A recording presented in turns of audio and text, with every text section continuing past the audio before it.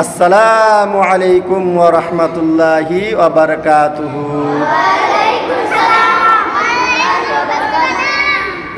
প্রতিদিনের নাই পড়ার শেষে আজকেও তোমাদের কিছু অন্য একটা জিনিস শিখাবো। তোমরা শিখতে রাজি তো? Very good. তা আজকে তোমাদের দুইটা গুনার কথা বলবো, যেই দুইটা গুনাহ আল্লাহ তাবারক ওয়া তাআলা ক্ষমা করতে পারেন না। এই দুটা গুনাহ যদি করো তাহলে তুমি কাল কিয়ামতের কোর্টে পরিত্রাণ পাবে না। আপনাদেরও বলছি, শুনেন। তার মধ্যে এক নাম্বার গুনাহ হচ্ছে গীবত করা। আচ্ছা, তোমরা গীবত করা জানো? জানো না? না, অনেকেই জানে না গীবত কাকে বলে। তা আমি আজকে স্পষ্ট ভাষায় বলে দিচ্ছি, যেমনটা আল্লাহ নবী সাল্লাল্লাহু আলাইহি সাল্লামকে জিজ্ঞাসা করা হয়েছিল যে আল্লাহ নবী, গীবত কি জিনিস? গীবত তো কি? এর বাংলা অর্থ হচ্ছে পরনিন্দা। কি বললাম? পরনিন্দা করা। তাহলে পরনিন্দা করাটা কি জিনিস?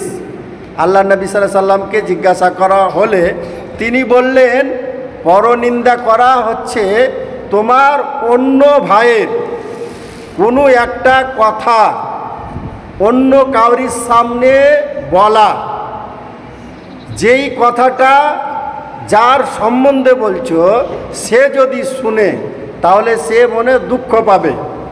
এরকম ধরনের কথা কাউরির সম্বন্ধে অন্য কাউরির সামনে বলা, এরই নাম হচ্ছে কি?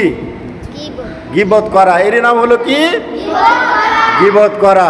তাহলে তৎক্ষণাৎ আবার জিজ্ঞাসা করছেন, আচ্ছা আমি যেই সম্বন্ধে ওই লোকটার ব্যাপারে বলছি, আমি সেই লোকটার ব্যাপারে যেই সম্বন্ধে বলছি, যেই দোষের কথা বলছি, সেই দোষটা যদি তার মধ্যে থাকে সেটাও কি গীবত হবে? আল্লাহ নবী সাল্লাল্লাহু আলাইহি সাল্লাম বললেন, জি হ্যাঁ, এটারই নাম হচ্ছে কি? গীবত করা। তাহলে এই আমরা বুঝতে পারলাম গীবত করা মানে, বুঝতে পারলাম তো, যে পরনিন্দা করা, অন্য কাউরির কথা অন্য আরেকজনের সামনে বলা, যেটাকে আমরা বলে থাকি সমালোচনা করা।